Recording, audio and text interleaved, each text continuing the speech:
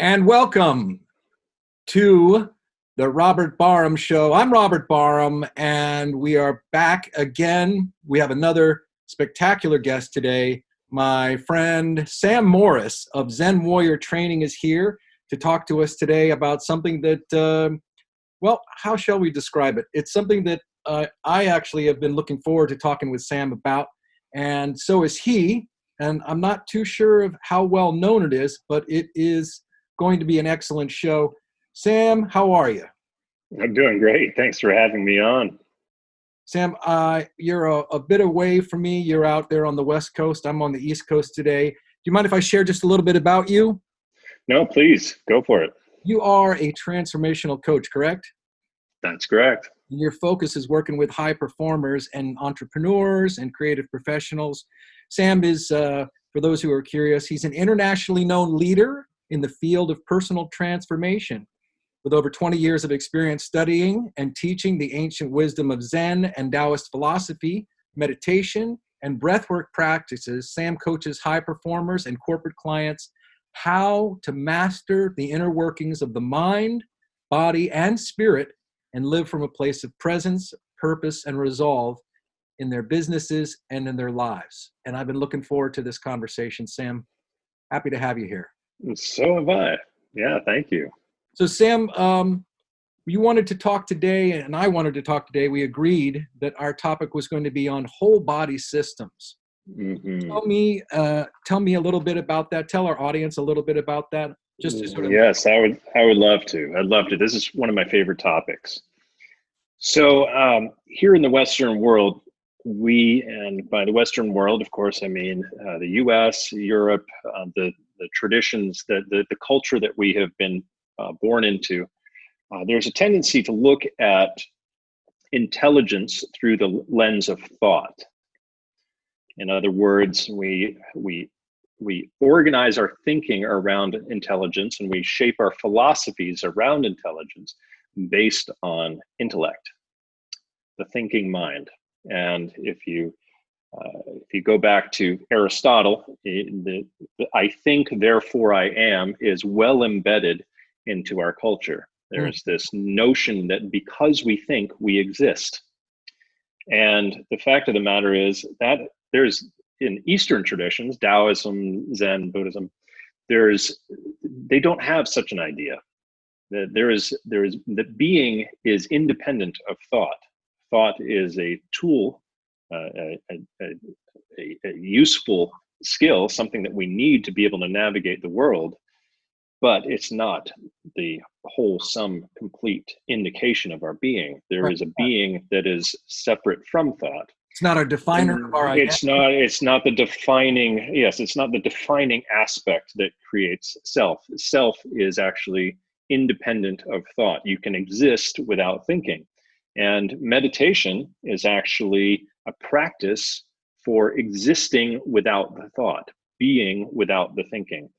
And so with enough practice of meditation, you begin to actually experience an awareness that you are an observer, that the thoughts that you think, including all of the thoughts that you have about yourself, are merely activity of the mind, but that they aren't the self itself.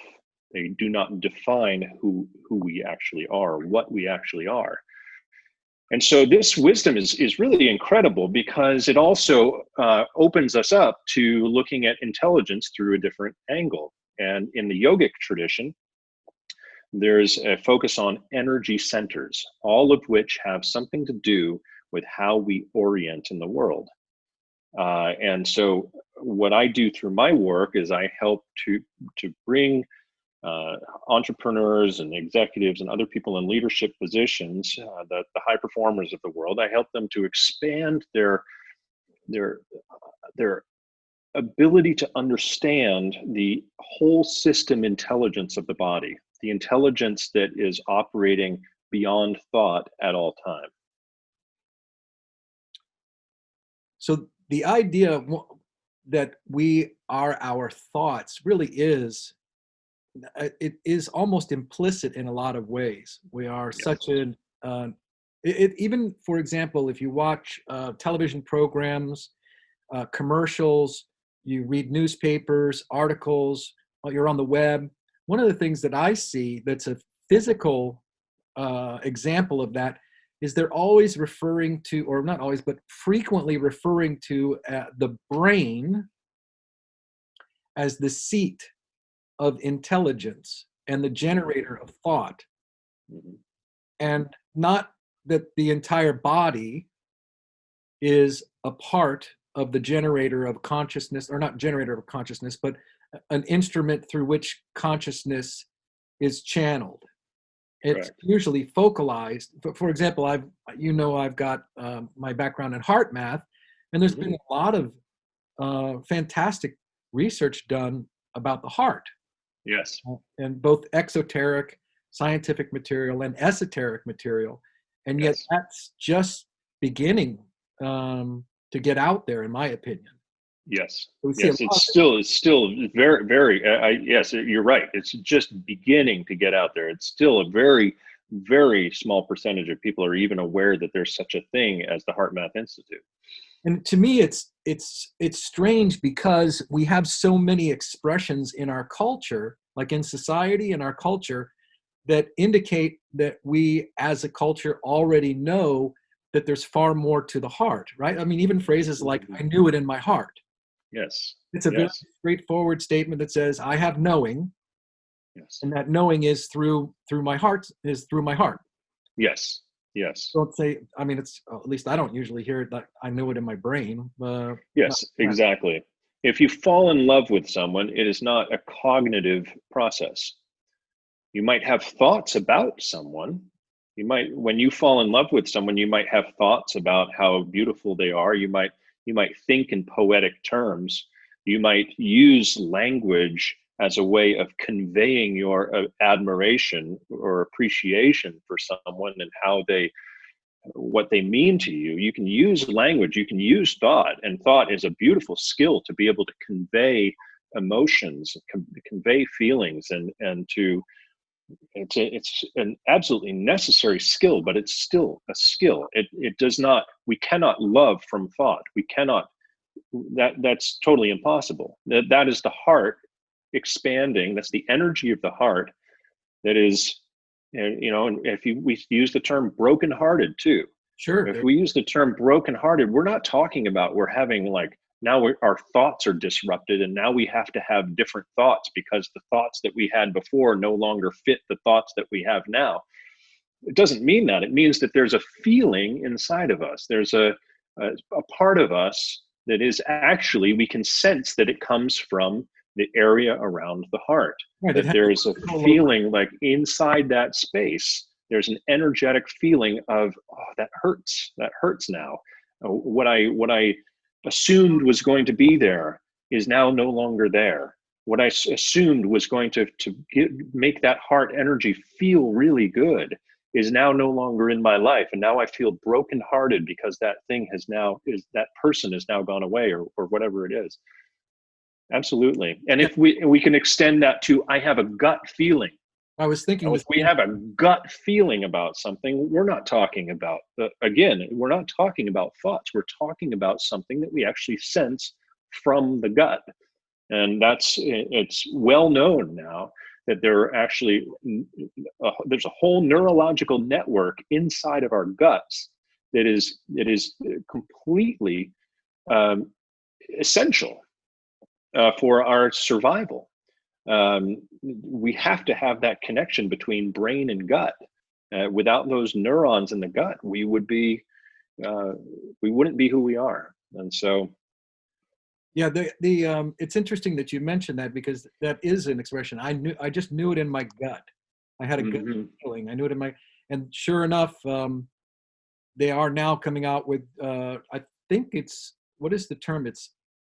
It's something like gastroneuroenterology because there is a nerve plexus there below the navel, if I remember correctly, and that is the locus of the enteric nervous system. And what's interesting is that you can take your finger and find a spot just below your navel, and if you press your finger in that spot, it's only about an inch or so below that, and if you massage that spot, you can feel the entire body will begin to sort of relax and expand. There's a sense of expansion and relaxation and opening up. And from what I've read, a lot of that has to do with that stress can manifest throughout the body, and that's one of those places. Absolutely. Also, one Absolutely. of the that you're probably aware of, and is that those centers, those locations in the body, have correlates to Eastern medicine, Eastern philosophy, Yes. Yes. spirituality, and in I believe it's Chinese, they're referred to as dantian. Yes. Yes. So you have the lower dantian at the gut, at the yes. or what the Japanese will refer to as the hara. Yes. And at the heart, you have this middle dantian, and at the head, at the brow area, is the upper dantian. Yes. And that's something that in meditation one can begin to explore. Yes. And Yes. that's one of the, for me, I think I have a meditation practice like you. That's one of the wonderful things about meditation, is that you don't need to only read or learn about something through reading or watching or listening, that sort of thing. You now have a real practice that allows you to have a direct experience of verification of what it is that is said and that you read about. Did you agree? Yes, I absolutely agree with that. And that's where the conceptual mind becomes, with time, with practice, these concepts that might seem foreign at first. It's important to have enough of a logical understanding of what we're talking about, so that we can, and I think one of the brilliant people out there these days, brilliant scientists out there, is Dr. Joe Dispenza, because what he's doing is he's trying to bridge, well, not just trying, he actually is bridging modern science with ancient mysticism, so that we can understand these principles through science. And so this is the important step that we are on as a culture right now, because there's been this divide for a long time between faith and spirituality and science, and the two have not seemed to coexist well. And we are now starting to find ways in which logic can start to explain these experiences that we have not been able to previously understand.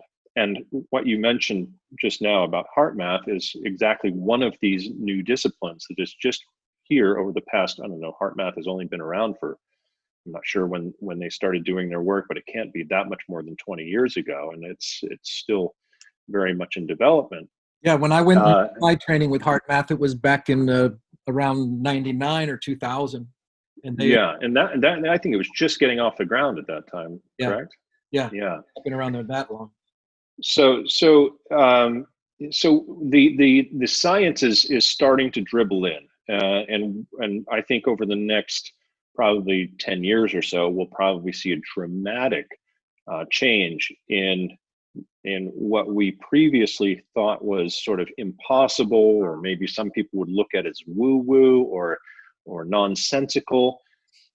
We will be able to see data that is actually backing up what we are talking about more and more.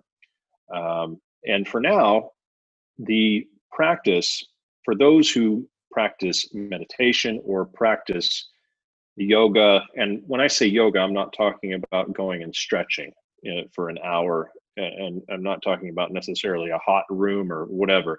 I think in our culture, we tend to associate yoga with getting a good stretch. Right. And that is not. It's more like stretching or calisthenics. Exactly. Exactly. As opposed to a way in which to move towards waking up and being woke and enlightened. It's a way to expand one's conscious awareness. Yes, exactly. And that takes commitment and discipline. It takes showing up and doing this over and over and over again, day in, day out, until, well, not until, I mean, this is a lifelong practice, but until the experience starts to be embodied.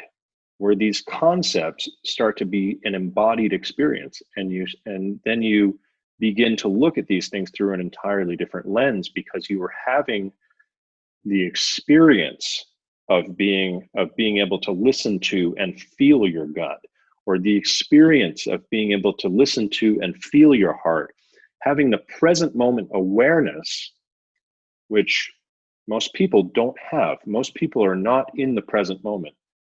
Most people they are associating with their thinking mind that is bouncing back and forth between their memories of their history, their personal history, and their hypothetical projections about the future. And that's what we call mental chatter, is when the mind is going back and forth between thinking about things that have happened before, or our perception. They're not even really thinking about the things that have happened before, because it's actually just the perception of the things that have happened before, which perception is not actual absolute truth.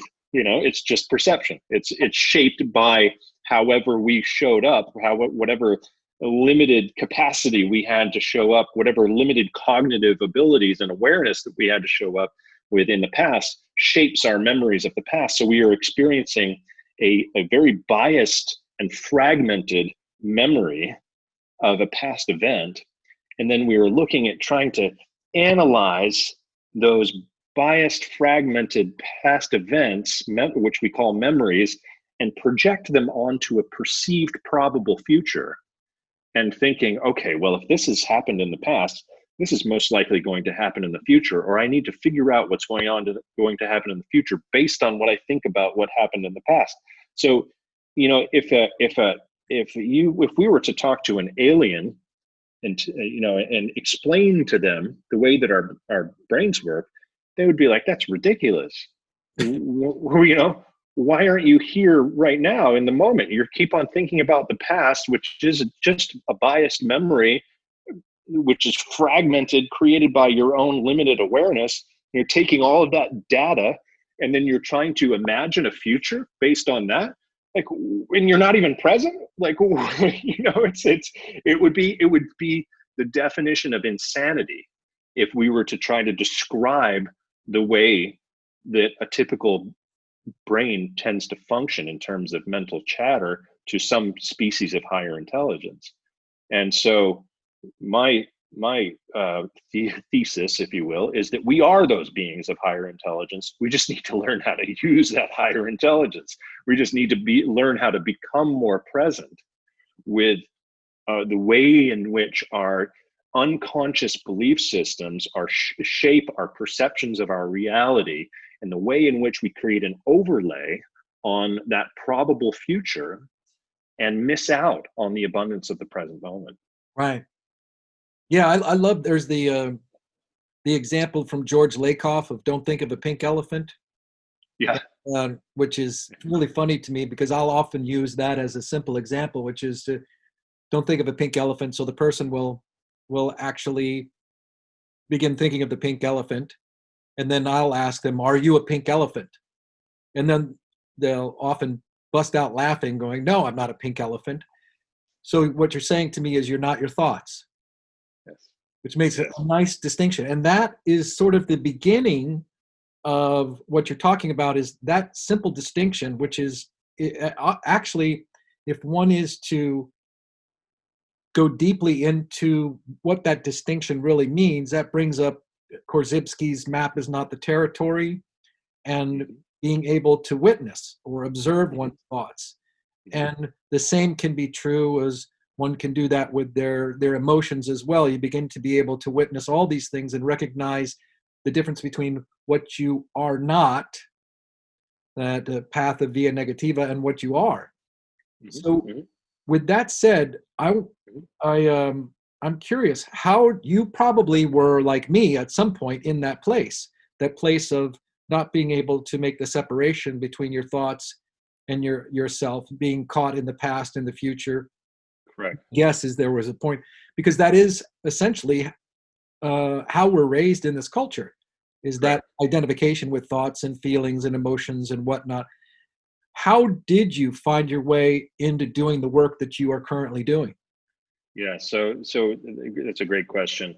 So my first experience of what I would sort of describe as thoughtlessness being, where I was sort of just aware of awareness, and I think was probably because of the fact that I grew up on a farm in Maine, very simple life where I was just connected to nature a lot, and there was just a natural stillness in the environment, and that stillness extended to being within me as well. So I have early memories of being very quiet inside my own brain, without a whole lot of input from thoughts that were encumbering that quiet.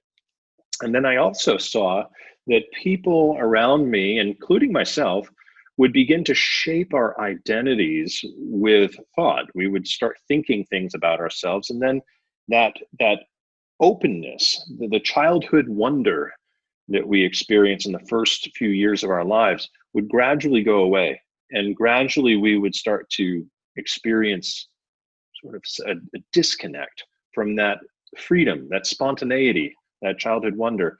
And and I realized that I know, looking back, I'm able to see that that was where my as I started to shape my identity and fit in with the world and fit in with certain groups of people, I also started to lose that just complete openness, that open awareness.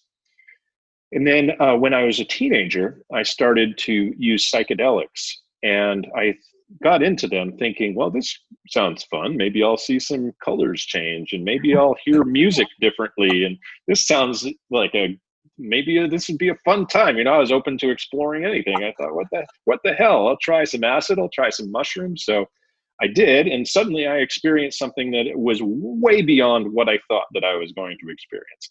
Where I thought that I was going to maybe have a little bit of an experience of synesthesia or whatever, I didn't even know what I was getting into. Suddenly, I was having this experience of ego dissolution, where the self that I thought that I was not even who I was. I was experiencing myself as this infinitely dynamic awareness that had no story to it. It was just awareness. But then it would always come back, after those psychedelic trips were over. The unconscious mind would always come back and form that identity again, and I would always go, oh, that was so profound. I just had the most profound insights into the nature of mind and consciousness, and now I'm a human being again. Now what? And so I would keep on, here and there, I would keep on exploring these psychedelics and keep on having these experiences. And I would always come back to my default perception. It would shift. It would shift in certain ways, somewhat permanently, but I would always form an identity again.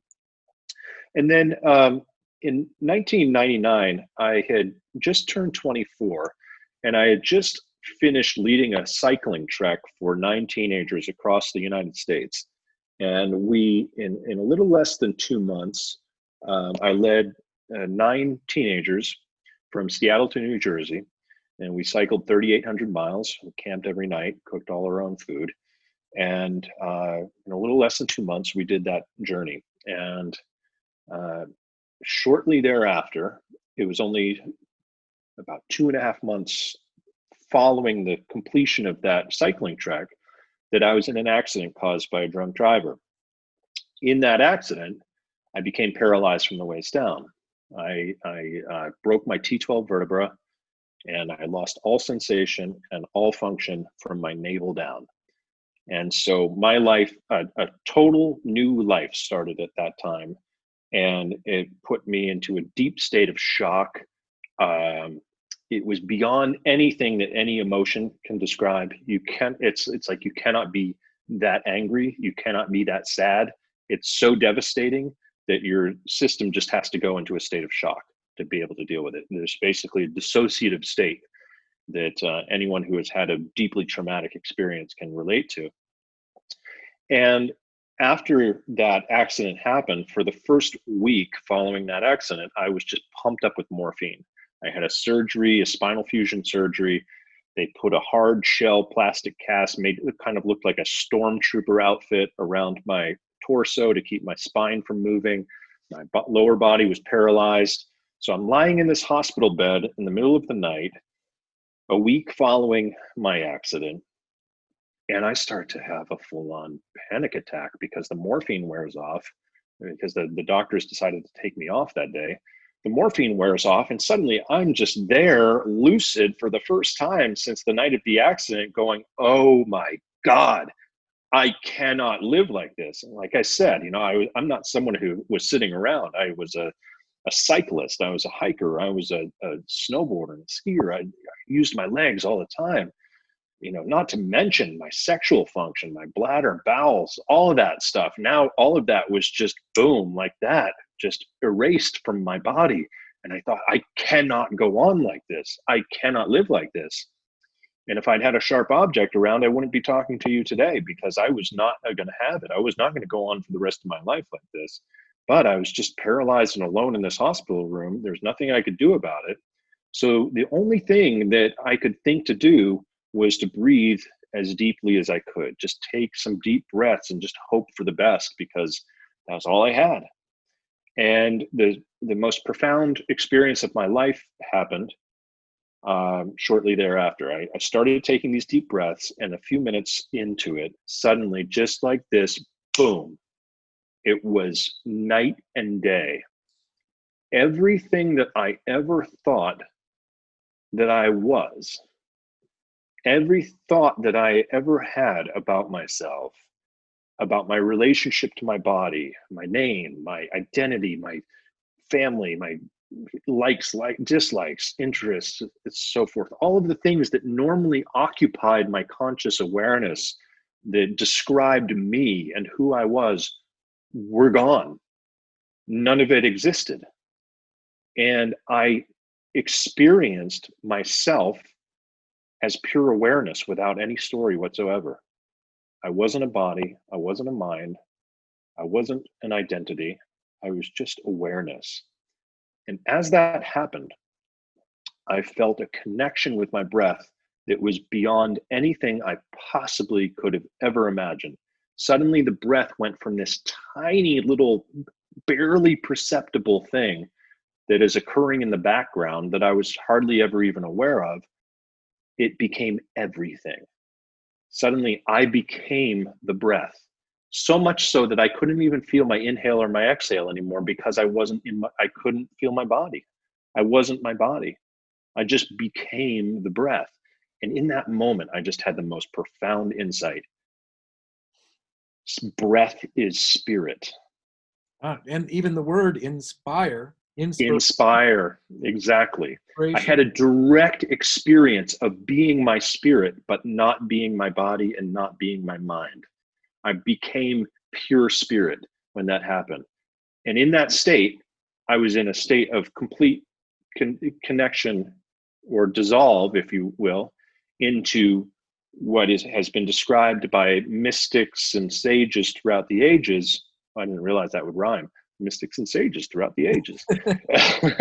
What has been described by mystics and sages throughout the ages, I had that experience of complete dissolve into what has been described as the unified field of consciousness.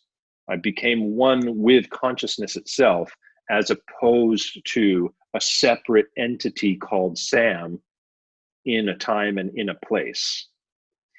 And conceptually, it's probably impossible for most of your listeners to understand exactly what I'm talking about. That's okay. Hopefully no one will ever have to go through such extreme circumstances and have to find that place. But that has informed the rest of my life. From that point on, that has informed everything.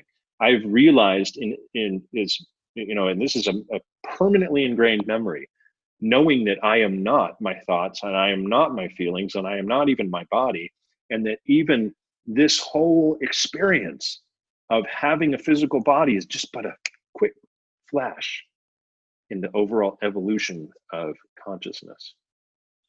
Well, now you are talking about breath as in one sense, a vehicle by which to realize truth, to realize self.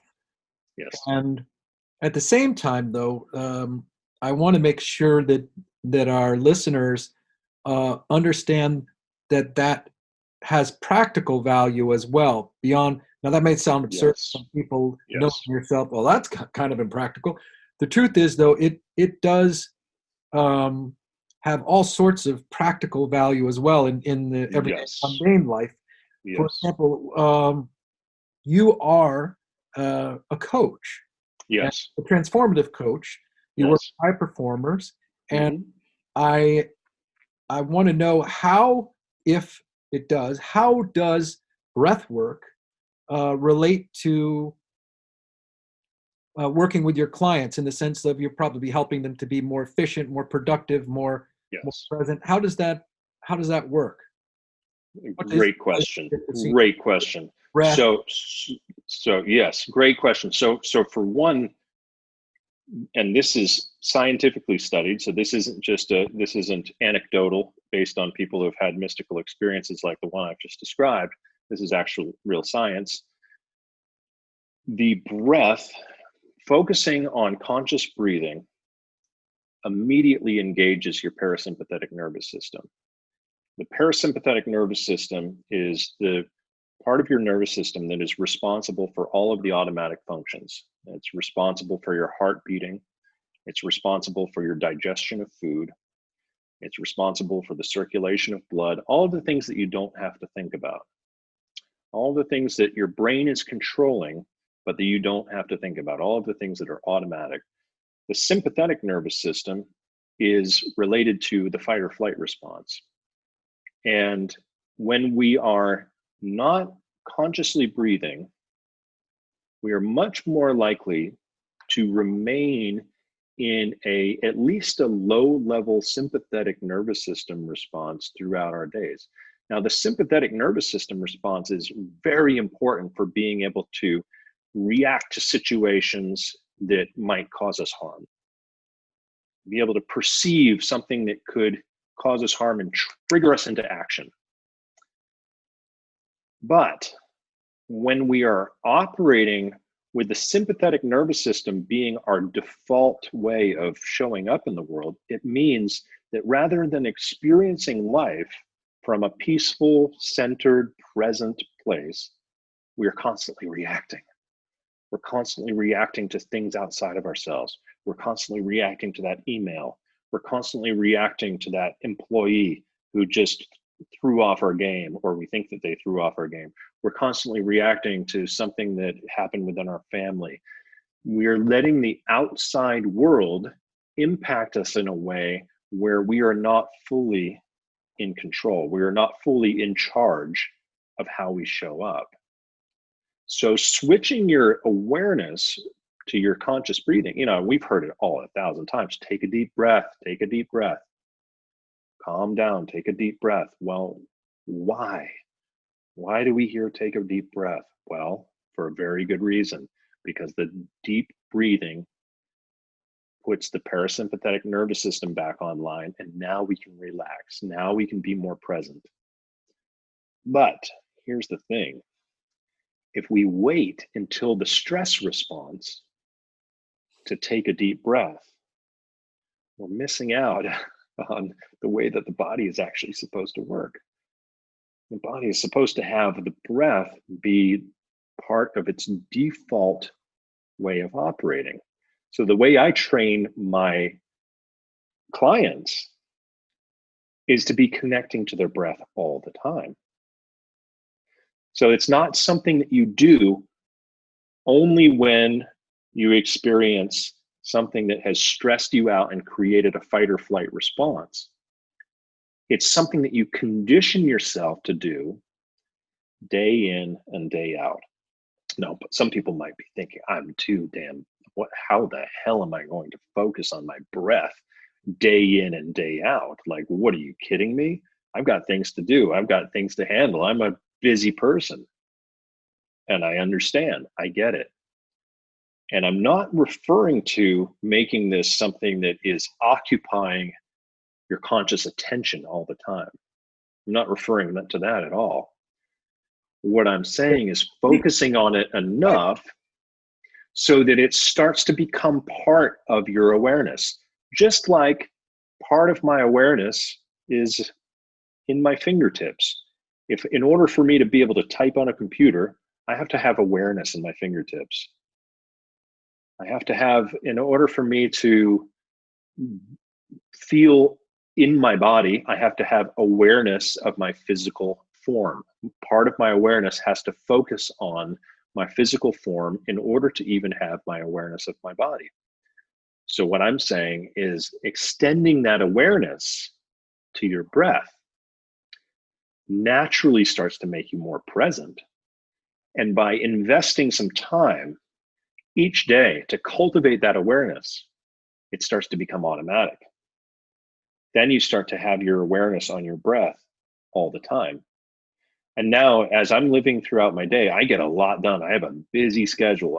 I've got many projects going on in addition to all of the things going on in my social life. But I handle them with efficiency and energy and non-reactivity because I focus on my breath all day, every day. Well, that focusing on your breath too also is, I sometimes make a joke when people say things like you were just talking about, they're kind of a challenge or resistance to what you just said. And I'll say, you didn't have any problem when it came to learning to holding your sphincter tightly shut. Right? If you were to explain that to somebody very young, think about, why would I want to spend all that time trying to learn to hold my bowel shut? That's a good one. I like that. It's productive. That is a good one. Yes. But yes. To recondition your breath so that you go into deep breathing, the kind of longevity breathing, and I know it really can create a kind of new relationship with one's body and with one's breath. So yes, and here's the other thing that I will add to this as well. So not only are you conditioning your mind to have your parasympathetic nervous system do what it's meant to do in your body, really it's about restoring the way that the body is supposed to operate, is what we're talking about. So not only that, in addition to that, what is actually present? When we talk about presence, when we talk about the present moment, what is actually present? Well, what thought have you had lately that is actually present? Most thoughts, like we were talking about earlier, are related to a past experience, or a memory of a past experience, I should say, and a projected hypothetical future experience. That's where thoughts reside, is bouncing back and forth between past and future. The present moment is unfolding immediately. The only thing that we have that it can be a true reference point for the present moment is the sensation of breath moving in and out of our body, and the sensation of energy inside our body. And by energy, I mean just that awareness. Anyone listening right now, you can feel energy in your body just by tuning in. You'll feel a little tingling going on in various different parts of your body. That's energy in your body. That's what that is. That is an electrical charge that we all have. This is not some pseudoscience. This is real science. We are made of electricity. And so our breath and the energy that is in our body is always in the present moment. It's in the present moment because it is not related to past or future experience. It's happening right now. And so when we are attuning our conscious awareness to our breath and the sensations in our body, we are attuning ourselves to what is actually present versus our illusions of the past and our illusions of the future. Well, now, you are, as I said, transformational coach, and I found myself working as a coach and being coached myself. There are things that we all work on, that we all aspire to, no matter who you are. And I think that being productive is something that most of us would like to be. One of those things that everybody has is a desire to achieve goals. Mm-hmm. We all have goals that we would like to achieve. Mm-hmm. For those people out there who are struggling with creating goals for themselves, do you have anything that you would share that you haven't already shared? Yes, I would. And it's related to what we're just talking about. So So here's a thing about goals that I find is fascinating and completely related. When we're thinking about goals, it's often through the lens of things will be better when. And what I mean by that is, say you have a financial goal of um,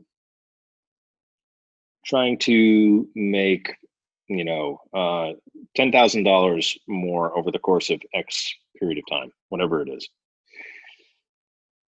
If we think in terms of, oh, things will be better when I have that money, then when that happens, then I will feel better about myself and I will feel more secure. Well, what's implicit in that message? What are we telling our subconscious mind? We are telling ourselves in our subconscious mind that until that happens, we are going to be experiencing our lives in a subpar manner, that we are not going to be happy until that happens, or we will not feel secure until that happens. Now, our subconscious reads things very literally. It says, okay, let's not be secure until that happens. Let's just wait until then, at that time, to feel secure. Now, even that happening, that's still an unknown. We don't even know that that will happen. We don't know that we will be able to make that money in that duration of time. We can't know for sure. And right now, as we go through this whole uncertainty with COVID, a lot of people don't know where the next paycheck is coming from or whether they will have a job. So there's this uncertainty that a lot of people are experiencing right now. And so if we place our bets on some future outcome that there's no way that we can be certain we will actually be able to attain, and we say, it is only then that I will feel happy, or it is only then that I will feel secure, what have we just done? We've just trained our subconscious to say, okay, we're not going to be happy and we're not going to be secure until then. And then we have to depend on that outcome even coming true. And then by the time that actually comes true, if it does come true, we won't actually be able to fully appreciate, we won't actually be able to feel safe, because that whole time from now until then, we'll be in the habit of training ourselves to not feel okay. And so because we are not in control of our lives, our habits are in control of our lives. And a lot of people think they are in control. They are not. Your habits are controlling you. So if I habitually think that I am not going to be happy until that happens, well, guess what? Now I've just reinforced I'm not going to be happy, not going to be happy, not going to be happy, not going to be happy, not going to be secure, not going to be secure until that thing happens. Now we can look at this through the lens of money. We can look at this through the lens of a relationship, a job, etc. There's all sorts of ways that people hinge their happiness or even their sense of being okay or secure on some future outcome that cannot be guaranteed. So, and this is sort of a long way of answering your question, but I think this is important to set up because I'm sure people listening to this go, oh yeah, I've done that. Maybe I still do that. Oh my gosh, yeah. So what there is to do is we need to find the security, and we need to find that sense of being okay in the here and now, no matter what the external circumstances look like, no matter how much money is in the bank account, whether you are in debt, whether you are single, whatever you're going through, don't worry about what's going on in the external environment. Find the okayness, find the security in the now moment. And the way that we need to do that, and this goes back to what we were talking about at the beginning of our conversation about whole system intelligence. Now, what is happening when that mindset is running us? Well, guess what? What do we call that? We call that being ungrounded. So what do we need to do? If we have a whole system intelligence that includes not only our intellect, but includes our entire being that we experience throughout our entire body, how do we get grounded? Guess what? It's through our feet. through our pelvis. It's through our relationship, our gravitational relationship to the earth. That's where we ground. We have to ground inside of our bodies to even be able to feel all those feelings of discomfort without going into a fight or flight mode. And when you ground into the earth, you find that steadiness and stability by grounding your feet. And this is a funny thing this is ironic that I happen to be paraplegic and I'm talking about grounding your feet into the earth. But it is what it is. I've had to learn how to ground energetically, even though I don't have the use of my feet or the sensation of my feet. So I ground energetically. I root into the earth. I feel the stability. Just like if you imagine a tree, what is going to hold that tree stable? What is going to make it immune to the force of those hurricane winds of uncertainty that get experienced? It's going to be the strength of the roots. That's what's going to do it. And we are no different in a lot of ways, biologically and energetically, than a tree. We need to strengthen our roots in our physical body to be able to feel that security, feel that sense of okayness. Then we can experience all that uncertainty inside of us, all those gut feelings that feel like, oh man, I'm freaked out right now. I don't know what's going on. I don't know. Oh my God. Oh, I don't have much money in my bank account. But we stay present with it. Instead of going into fight or flight, we just stay present. And if we can stay present with it, well, guess what? Then that energy we can begin to get informed. We look at this as a relationship between the earth up. Look at it as a relationship between the energy of the earth providing our fundamental stability. The energy of the earth has been there 24 hours a day, 365 days a year since we were born. It's always literally had our back. It's always been literally here to ground us. We feel that. We let that energy come up through our body. We can feel those feelings in our gut, but not react. Then we can continue to let that energy up, let it infuse through the heart. Feel our love, feel our gratitude, that energy of the heart, the love and gratitude for being alive. Okay, well, things might not be the way that I want them to be, but you know what? I can appreciate that I'm alive. Then from there, then we can strategize. Then we can put a goal out there about what we would like to accomplish. But we do it from a place of feeling okay now versus from convincing ourselves that we will not be okay until that goal is accomplished. Yeah, to me, there's some interesting indications in language of what you're talking about. For such a long time, for thousands of years, there's been the admonition of know thyself, right? All the way back to the Oracle of Delphi and earlier. But that's one that is historically most people might know about. And that is it's about self-fulfillment, being fulfilled. There you go. And, being fulfilled.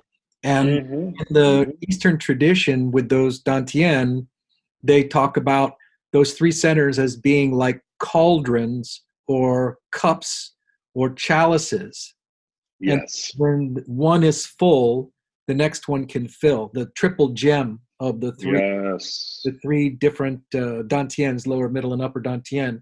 So it sounds like when you take care of the lower vital center by rooting and grounding into the earth and having an authentic relationship with your body and relationship to Mother Earth, and you feel that vital center, which these are things that anyone can do. And they're actually fairly simple practices. Yes, it's true. You can actually learn the beginning of a practice like this in minutes. It's true. It's true. Really complicated.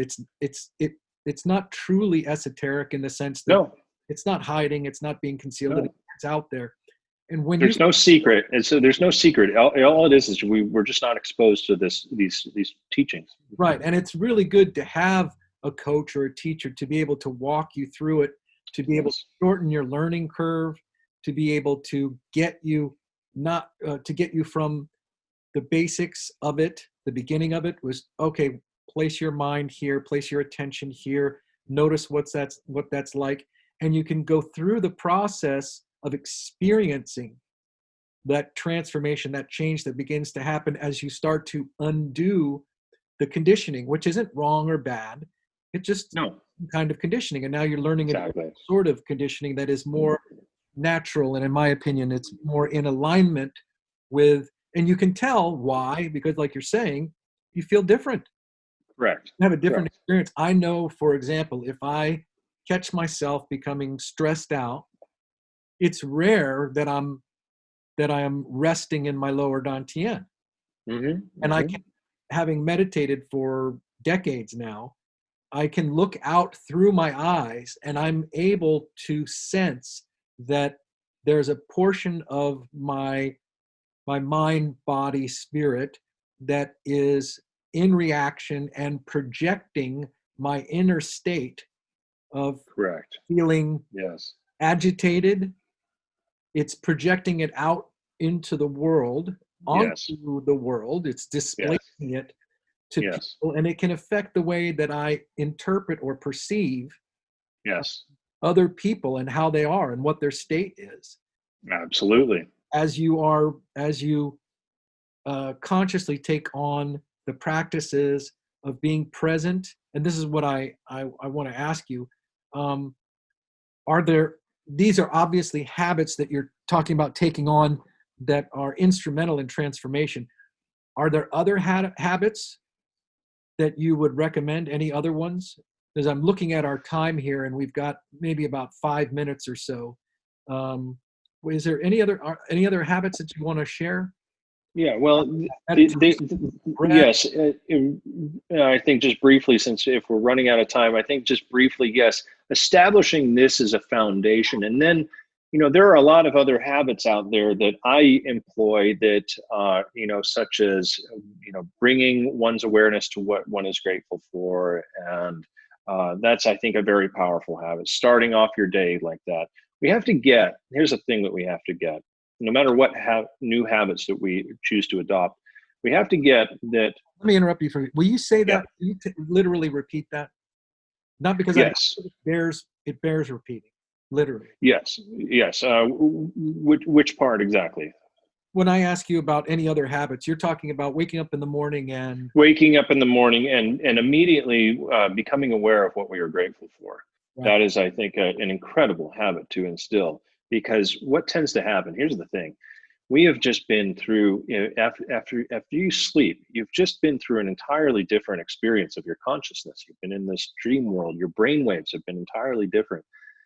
As soon as you wake up, what occurs neurologically is your brain immediately goes into what is called a beta brainwave state, and it starts to think and strategize about your day.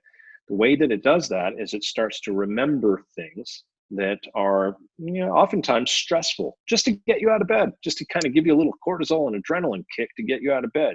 Oh God, I don't want to get to do this. And so it actually provides some kind of motivation. As gross as it feels, it can provide a motivation to get out of bed. So what we need to do is we need to interrupt that process and start off our day immediately feeling what we are grateful for. And the way to do that is first find that way into your body, so that you can, when you're feeling that gratitude, so that you can actually feel it in your heart, not just think about it in your head, feel it in your heart. Let yourself ground that energy, feel the embodiment of that energy of gratitude. So what you're doing by doing that is you're actually actively disrupting the unconscious tendency for our minds to resort to what they think they know about us, a lot of which is not very fun. It's a lot of stuff that we don't really want in our conscious awareness. It's disrupting that tendency, and it's giving ourselves some new input. It's giving us the input of love, the input of appreciation. Then we can inspire ourselves to move through the day, versus move through the day because we're creating a stress response right out of bed. We want to disrupt the stress response as much as we possibly can, so that we're operating less from cortisol and adrenaline, and operating more from our serotonin and oxytocin, all these good feel-good chemicals inside of us and breathing and connecting to ourselves so that we can literally be inspired. Very good. That is the kind of thing where East meets West, and science and religion can come together. Science and spirituality can come together harmoniously in a real world way, Yes. in a practical, useful way that is Yes. demonstrably transformative. That's been my experience. And one person who I really care for quite a bit is a wonderful teacher, and she puts it really simply. She says, "Don't believe me. I don't expect you to believe me. Don't believe me. However, do the practice, put it to the test, and find out for yourself." Yes. One of the things that I appreciate about the teachings of the Buddha that I've read is that you're talking about a kind of inner science. Yes. Yoga is recognized as the true yoga is recognized as a science, and the Buddhist practices, many of them are part of a science, a kind of inner science. And the more that we are able to appreciate that, in my opinion, the more we'll see transformation globally, because it really Couldn't does. agree more. It's the only way for us to see transformation globally. And what we're talking about isn't just nice ideas. What we're talking about is actually going to be essential for, I believe, for the survival of our species. Yeah, there's the Buddha talks about things that are so much like those steps of the scientific method, which is you've got a hypothesis, and once you have your hypothesis, you design an experiment to test your hypothesis. Then you run your experiment based upon your hypothesis, the experiment that you constructed. Then you get the results or the feedback. Then you take those results and feedback and you share it with the community, and or in that case, the Sangha. And then once you've shared it with the community, you make the request for them to do the same that you just did. Yes. Which is to take your hypothesis, create the experiment, run the experiment, get the results, and then return to the community with the results that you get. And then what happens over a period of time is, if that is replicatable, then it looks like we have knowledge, we have wisdom, and wisdom that is available not for one. It's not an anomalous experience. It's wisdom that is available for all who engage in that particular experiment. I think that you make a great point. And there's that classic line, if you see the Buddha in the road, kill him. And what that means is, don't just trust this. Take what we're saying and put it to practice. And so that you're not trusting some sort of concept or teacher outside of yourself. Do the experimentation on yourself and see if it works. Sam, that's the only way to create wisdom. If I want to get a hold of you, if someone wants to get a hold of you, what's a quick way for them to do that? I'm sure there's going to be a lot of people who'd like to reach out to you. Yeah, you can go to my website, which is zenwarriortraining.com. That's ZenWarriorTraining.com. You can follow me on Instagram at zenwarriortraining, or facebook.com/zenwarriortraining. So if you Google Zen Warrior Training, you're gonna find me. So one way or another, whatever your preferred platform, social media, etc. is, you can find me that way. Sam Morse, thanks for being here today. I hope you'll come back again for another conversation here on the Robert Barham Show. I'd be happy to, Robert. I love this conversation. Okay. Thank you for all the great questions. Sure, and thank you too. This has been another episode of the Robert Barham Show. I'm Robert Barham, and that's our show for today. We'll see you again soon.